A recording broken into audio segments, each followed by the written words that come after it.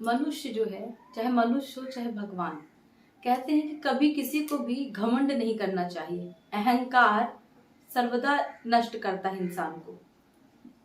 तो ये जो अहंकार है ना, तो मनुष्य के अंदर तो होता ही है। आप देखेंगे किसी भी चीज का अहंकार हो जाता है। इसी प्रकार भगवान जो थे, तो भगवानों के अंदर भी अहंकार आ जाता था। तो इसीलिए कभी कभी अहंकार को तोड़ना भी जरूरी होता था। तो चलिए आज हम आपको कुछ ऐसी कहानियां बताते हैं और ऐसे लोगों के बारे में बताते हैं, ऐसे भगवानों के बारे में जिन्हें बहुत अहंकार हुआ था और उनका अहंकार हमारे प्रभु बजरंग बली ने तोड़ा था। ये जब श्री कृष्ण जी थे द्वापर युग में, तो द्वापर युग की बात है कि श्री कृष्ण की जो पत्नी थी सत्यभामा, उन्हें अपनी सुंदरता पे बहुत घमंड था। जो उनके वाहन थे गरुड़ जी, उन्हें अपनी शक्ति, अपने तेज पे बहुत घमंड था कि मैं बहुत ज्यादा तेज से मतलब स्पीड से उड़ सकता हूँ, मेरे जैसे कोई नहीं जा सकता है। और जो सुदर्शन चक्र थे, उन्हें भी अपनी शक्ति पे घमंड था। मैं मतलब बहुत शक्तिमान हूँ, मेरे सामने कोई नहीं टिक सकता है, मैं तो सबको मतलब सुदर्शन तो आपको मालूम है कि प्रभु ने छोड़ा तो सीधा गला कटता था। तो बहुत ज्यादा घमंड आ गया था इनका। और भी बहुत सारे लोग हैं, पर पहले बताते हैं कि बजरंग बली जी ने कैसे गरुड़ देव जी का घमंड तोड़ा था। जब उन्हें बहुत घमंड था, तब कृष्ण भगवान ने सोचा कि कुछ ना कुछ तो करना पड़ेगा, क्योंकि इन्हें बहुत ज्यादा अहंकार आ गया है। तो कृष्ण भगवान जी ने गरुड़ देव से कहा, जाओ जाके देखो, एक दूर पर्वत पे बजरंग बली जो है तपस्या कर रहे हैं, राम नाम का जाप कर रहे होंगे, उन्हें बुला के लेके आओ।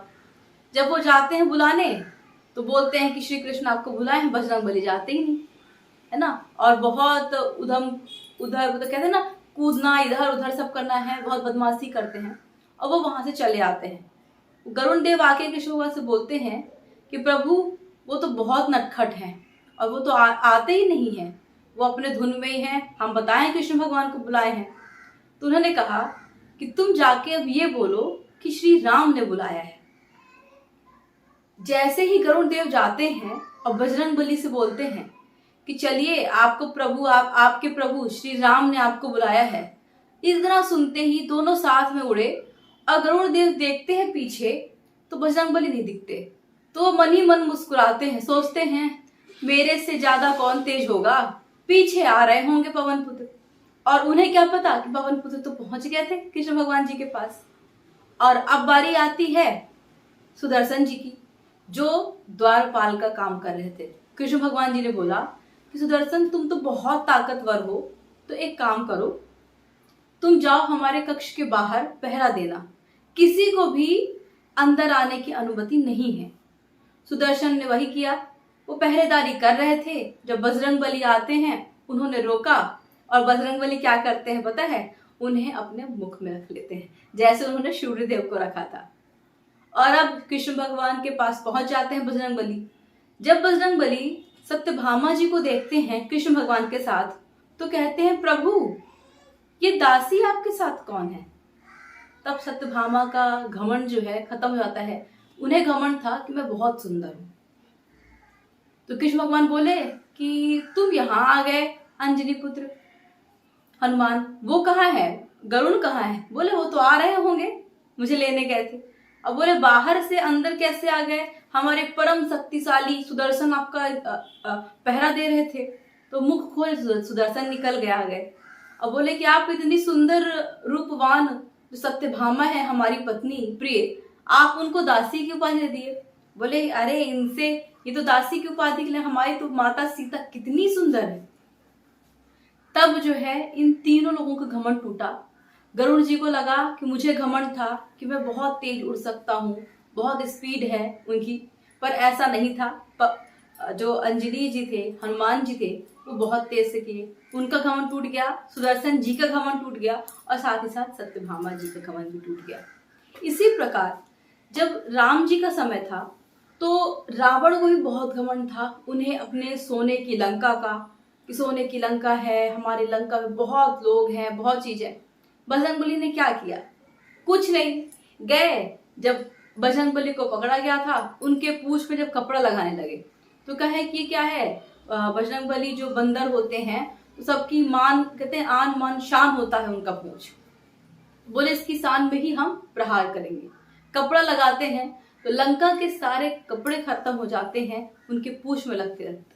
और जब पूंछ में आग लगती है ना, तो बजरंगबली क्या करते हैं, सबसे पहले रावण को जो अहंकार था कि सोने की लंका है, स्वर्ण लंका है मेरी, बजरंगबली ने उसे ही ध्वस्त कर दिया, पूरी लंका को जला दिया। अब इसके बाद क्या होता है कि जो बाली है, बाली को आप सब जानते होंगे, उनको एक वरदान था कि उनके सामने, उनके सम्मुख अगर कोई आ जाएगा तो जो लड़ने आता है, यानी युद्ध हो जिससे होता है, उसकी आधी शक्ति बाली के अंदर चली जाती है। बाली को इस चीज का घमंड था, उन्हें पता था कि जो पवन पुत्र बजरंगबली जो हैं, उनको उनके अंदर बहुत शक्ति है, बहुत ताकत है, बहुत देवताओं ने आशीर्वाद दिया है, सर्वगुण संपन्न है, तो उन्होंने युद्ध के लिए ललकारा। और जब बजरंगबली जाने लगे, ध्यान सुनिएगा, ब्रह्मा जी बोलते हैं कि पुत्र हनुमान, तुम अपनी सारी शक्ति लेके कृपया बाली के पास मत जाना, अपनी शक्ति का कुछ क्षण यानी 1%, ओनली 1% लेके जाना।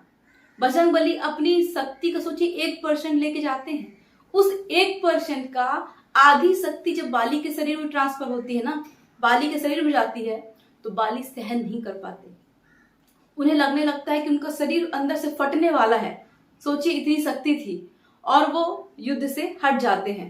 उन्होंने कहा कि मान गया कि मैं सबसे, तो कहते हैं कि हाँ सबसे युद्ध कर लूंगा, मैं बहुत बलवान हूं, पर हनुमान आप ज्यादा ताकतवर। तो सोचिए कि प्रभु मतलब बजरंगबली की 1% की शक्ति का आधा हिस्सा जब उनके पास आता है, वो सहन नहीं कर सकते, तो हमारे प्रभु बजरंगबली के पास कितनी शक्तियां हैं। तो यहाँ पे बाली जी का भी घमंड टूट गया। तो आप सबको समझ में आया होगा कि कभी भी किसी को भी घमंड नहीं करना चाहिए। इंसान को चाहे सुंदरता का घमंड हो, चाहे पैसे का घमंड हो, चाहे किसी का भी, कभी भी घमंड नहीं करना चाहिए। क्योंकि अगर घमंड करेंगे तो अब यहाँ भगवान तो हमारे पास नहीं आएंगे ना कि दिखाने के लिए हम घमंड तोड़ रहे हैं। उस चीज के लिए कुछ ऐसा काम हो जाता है कि जो हमें जीवन भर पछतावा रहता है कि काश हम ऐसा ना करते या हम ऐसे घमंड ना करते तो हमारी वही पोजीशन रहती। इसलिए कभी ऐसा नहीं करना चाहिए। अब हम आपसे विदा लेते हैं। जय श्री राम, हर हर महादेव। विदा लेने से पहले आपसे एक बात जरूर कहूंगी कि अगर वीडियो पसंद आई हो, आपको इससे जरा सा भी कुछ लगा हो, सीख मिली हो, तो प्लीज हमारे चैनल को सब्सक्राइब कीजिएगा, वीडियो को लाइक कीजिए और शेयर कीजिए। सब्सक्राइब आप लोग जरूर करिए प्लीज, मुझे सब्सक्राइबर की जरूरत है, आप सबके सपोर्ट की बहुत जरूरत है। तो प्लीज आप सब्सक्राइब जरूर करिएगा। धन्यवाद।